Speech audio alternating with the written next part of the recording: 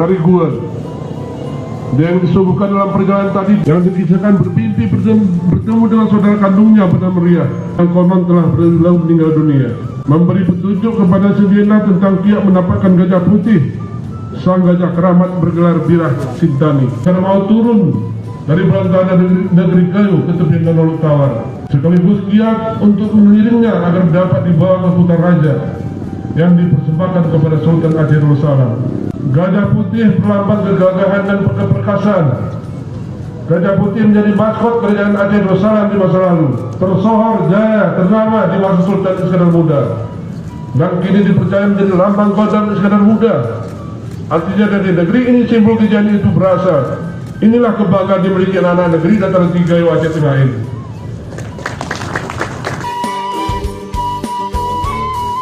Pertama-tama saya bersatu hormat dan bangga bisa hadir di sini karena ini bagian dari cerita hidup saya juga, Pak.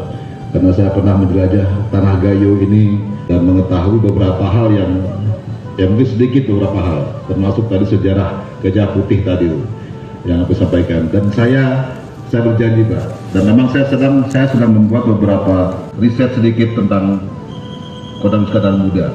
Yang pertama tentang makna Sanggamara, itu pun kami lagi cari, Pak, dan kita udah ketemu beberapa orangnya. Yang kedua tentang gajah putih juga itu, makanya gajah putih saya sedikit tahu.